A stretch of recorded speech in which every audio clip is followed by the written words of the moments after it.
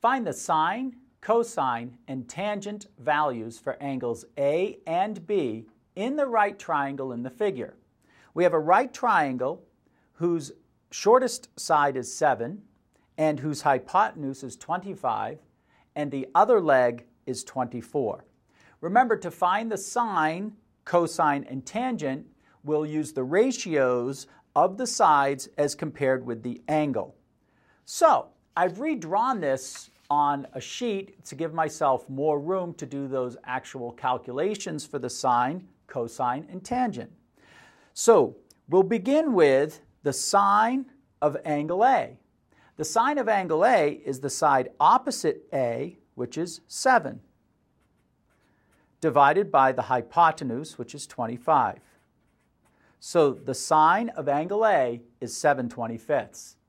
Next, we'll find the cosine of angle A, which is the side adjacent to A. So the side adjacent to A is 24, divided by the hypotenuse, which is 25. So the cosine of angle A is 24/25. For the tangent of angle A, it's the side opposite A, which is 7, divided by the side adjacent to A, which is 24. So the tangent of angle A is 7/24. To find the sine of angle B, it's going to be the side opposite angle B. Side opposite angle B is 24, divided by the hypotenuse, 25. So the sine of angle B is 24/25.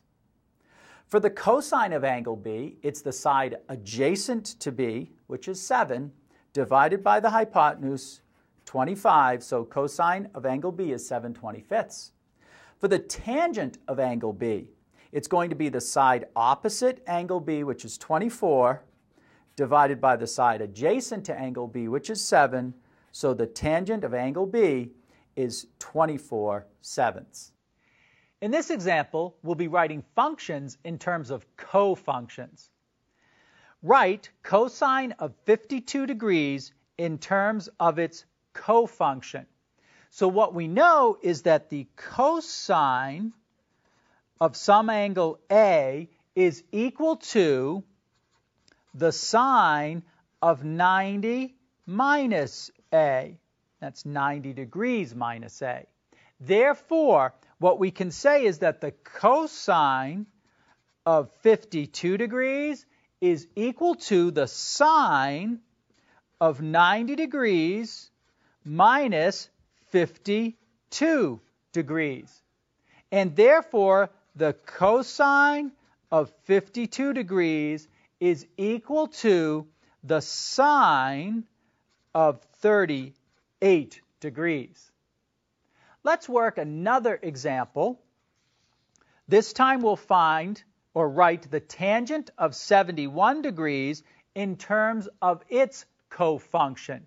So what we know is that the tangent of some angle A is equal to the cotangent of 90 degrees minus A. So therefore, we have the tangent of 71 degrees, which will be equal to the cotangent of 90 degrees minus 71 degrees. Tangent of 71 degrees then is equal to the cotangent of 19 degrees. Let's solve one more of these. We will write the secant of 24 degrees in terms of its cofunction.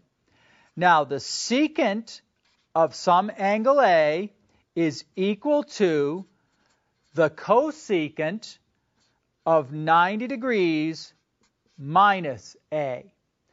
So the secant of 24 degrees would be equal to the cosecant of 90 degrees minus 24 degrees. So the secant of 24 degrees is equal to the cosecant of 66 degrees. In this next example, we'll be solving equations using the cofunction identities. Find one solution for cosine of theta plus 4 degrees equals the sine of 3 theta plus 2 degrees. Assume all angles involved are acute angles. Well, since we're looking at the co-functions, cosine and sine, what we know is they will be equal if the sum of the two individual angles is equal to 90 degrees. So the sum of the angles has to equal 90. So the equation we have is theta plus 4, which is the first angle, plus 3 theta plus 2, the second angle, must be 90. Adding these together, theta and 3 theta is 4 theta, 4 and 2 is 6. That has to equal 90 degrees. Subtracting 6 from each side, we have 4 theta is equal to 84. Dividing both sides by 4, theta is equal to 21 degrees. And we were asked to find theta, so that would be our answer, theta equals 21. Let's work another one that's similar. Find one solution for tangent of 2 theta minus 18 degrees is equal to cotangent of theta plus 18 degrees. Assume all angles involved are acute angles. Well, once again, we're dealing with the function and its cofunction. If these are to be equal, then those angles must add up to 90 degrees. So we would say that 2 theta minus 18 plus, which is the first angle, plus the second angle, theta plus 18 degrees, must be equal to 90. Adding together the thetas, we have 3 theta. Negative 18 and positive 18 sum to 0, so we have 3 theta equals 90. Dividing both sides by 3, theta equals 30 degrees. That's what we were asked to find, so our answer, theta equals 30 degrees. Determine whether the statement is true or false. Sine of 21 degrees is greater than sine of 18 degrees. Well, both of these angles are in the first quadrant. If we look at the first quadrant, we're going from 0 degrees to 90 degrees. And remember that the sine value is equal to y divided by r. The y value, as we go in this direction, the y value is increasing. And so since the y value is increasing, and of course the radius r remains constant, that would tell us that the sine of 21 degrees, the angle 21 degrees, compared with the angle of 18 degrees, that's a larger angle, and therefore the sine of that larger angle is in fact bigger than the sine of the smaller. So sine 21 degrees greater than sine 18 degrees, true. Let's work another example in which we make comparisons. Determine whether the statement is true or false. The secant of 56 degrees is less than or equal to the secant of 49 degrees. Well, remember here that the secant of some angle theta is equal to r divided by x. We're looking at angles 56 degrees and 49 degrees, which are in the first quadrant. Again, if we draw from 0 degrees to 90 degrees, and we think about the angle increasing, so going in this direction, we're now looking at the x value. The x value is going to get smaller as we increase the angle. Now, r, of course, is a constant. That is, it's a fixed amount.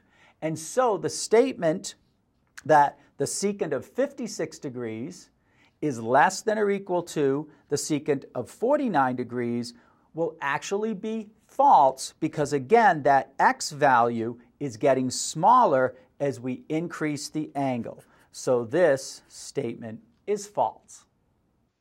In this example, we'll be finding the trigonometric function values of a 60-degree angle.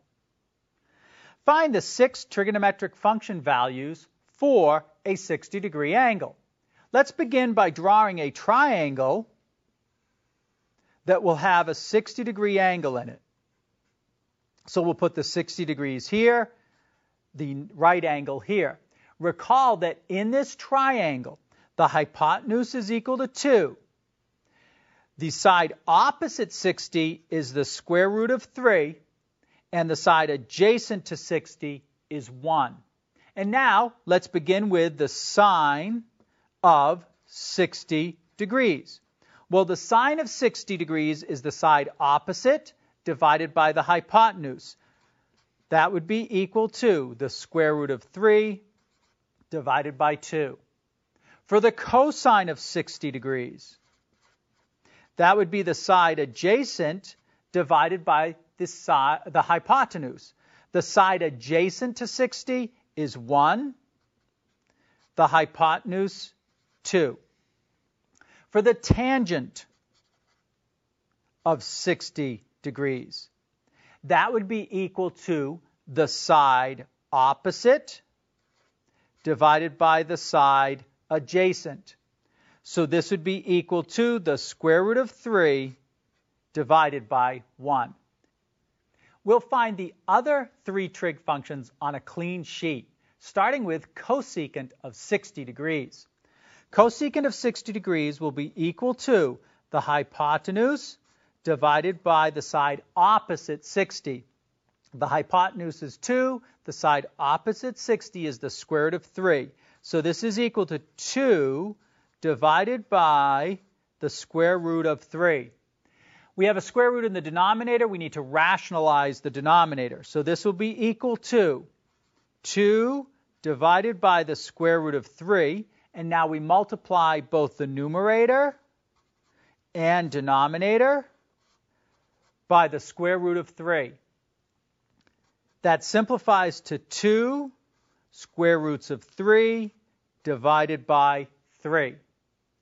Now we'll take and find the secant of 60 degrees.